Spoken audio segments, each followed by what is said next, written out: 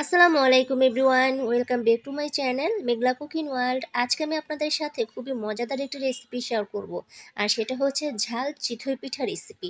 ঝাল চিতই পিঠা রেসিপি তৈরি করার জন্য আমি এখানে সিদ্ধ চাল 2 থেকে আড়াই ঘন্টার মতো ভিজিয়ে রেখেছিলাম। তারপর এখন দেখুন সিদ্ধ চালটা আমি ব্লেন্ডারে একটু ব্লেন্ড করে নিয়েছি। আর এরকমভাবে ব্লেন্ডার করতে হবে যেন একদম ক্রিমের মতো হয়ে যায়। তো এগুলো এখন আমি একটি মিক্সিং বোলে ঢেলে নিব। আর এখানে আমি নিয়েছি পরিমাণ মতো ধনেপাতা কুচি, পরিমাণ মতো কাঁচামরিচ কুচি, নিয়েছি এখানে আমি পরিমাণ মতো গাজর কুচি, আর নিয়েছি পরিমাণ মতো পেঁয়াজ কুচি আর একটি ডিম।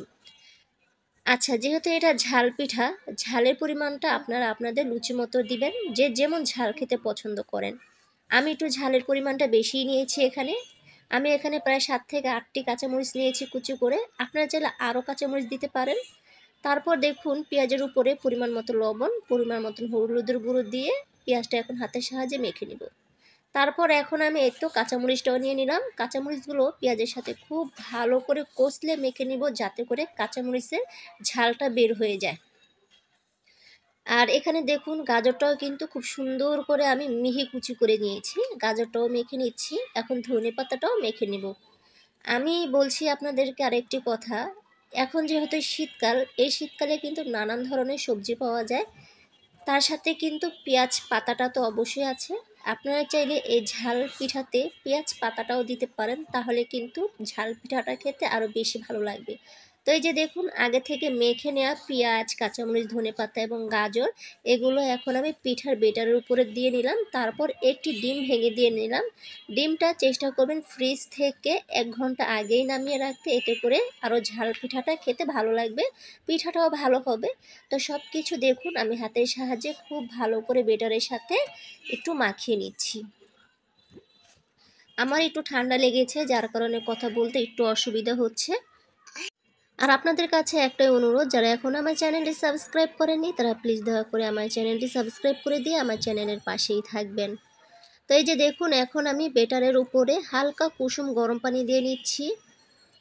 অতিরিক্ত গরম পানি দিবেন না, এরকমভাবে পানিটা গরম করবেন যেন একটা আঙ্গুল চুবিয়ে বুঝতে পারেন যে আঙ্গুলটা সয়। এরকম হালকা কুসুম গরম পানি দিয়েই কিন্তু পিঠার বেটারটা করতে হবে। তো এই যে দেখুন পারফেক্ট একটা পিঠার বেটা তৈরি করে নিয়েছি। তো ঝাল পিঠা তৈরি করার জন্য চুলায় কিন্তু আমি আগে পিঠার খাজটা বসিয়ে রেখেছিলাম। আর পিঠার খাজে কিন্তু আমি একটু সয়াবিন তেল দিয়ে একটু ব্রাশ করে নিয়েছিলাম, এতে করে পিঠাটা তুলতে অনেকটাই সুবিধা হবে। তো এই যে দেখুন এক এক করে আমি পিঠার বেটার খাজের উপরে দিয়ে নিলাম বিসমিল্লাহর নাম নিয়ে। আমাদের ঘরে সবাই আবার একটু ঝাল খেতে ভীষণ পছন্দ করে। আমি ঝালও খেতে অনেক পছন্দ করি, পাশাপাশি মিষ্টি খাবারও আমার কাছে অনেক ভালো লাগে। তো এই যে দেখুন এখন একটি ঢাকনা দিয়ে আমি ঢেকে রাখবো। চলুন তাহলে এখন দেখে নেই পিঠাটা কেমন হয়েছে। মাশাআল্লাহ, পিঠাগুলো খুব দারুণ হয়েছে। আর দেখুন খুব সুন্দরভাবে পিঠাগুলো কিন্তু ফুলে গেছে। এখন আমি একটি ছুরির সাহায্যে পিঠাগুলো এক এক করে তুলে নিচ্ছি। পিঠাগুলো তুলতে অনেকটাই কষ্ট হচ্ছিল, কারণ প্রচণ্ড গরম। আপনাদের দেখানোর জন্য আমি একটু মোবাইলের সামনে ধরে দেখালাম পিঠাগুলো কত সুন্দরভাবে ফুলে গেছে। এই যে দেখুন।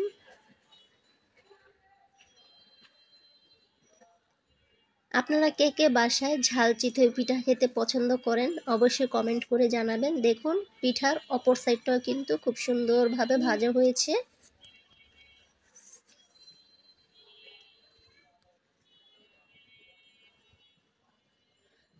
তো এই যে দেখুন এক এক করে সবগুলো পিঠা আমি ছুরির সাহায্যে তুলে নিলাম। এখন আমি আপনাদের সুবিধার জন্য আরেক ব্যাচ ঝাল পিঠা ভেজে দেখাবো। এখন তো মোটামুটি আলহামদুলিল্লাহ শীত পড়েই গেছে, বিশেষ করে গ্রাম দেশে কিন্তু ভালোই শীত পড়েছে। গ্রাম দেশের মানুষ কিন্তু শীতকালে বেশিই পিঠাপুলি তৈরি করে থাকে। আর যারা ঢাকাতে থাকে তারা কিন্তু একটু অলস, পিঠা তৈরি করতে চায় না। তারা ভাবে কষ্ট করে পিঠা তৈরি না করে পিঠা বাহির থেকে কিনেই খাবো, যেহেতু এখন রেডিমেড পিঠা কিনতেই পাওয়া যায়। কিন্তু আমি মনে করি একটু কষ্ট করে পিঠা ঘরে তৈরি করে খেলেই সব থেকে ভালো হয়। তো এই যে দেখুন আরেক ব্যাচ পিঠা আমার ভেজে নেওয়া হয়ে গেছে। এখন আমি এই যে দেখুন খুব সুন্দরভাবে তুলে দেখাচ্ছি।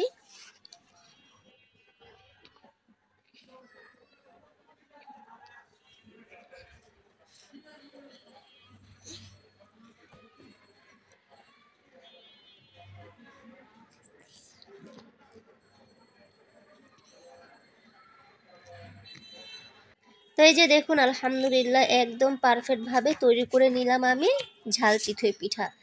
ঝাল চিতই পিঠা দেখুন আমি পিছন সাইড এবং সামনের সাইডটা আপনাদেরকে ঘুরিয়ে দেখালাম কতটা সুন্দর হয়েছে। আজকের মতো বিদায় নিচ্ছি। আসসালামু আলাইকুম।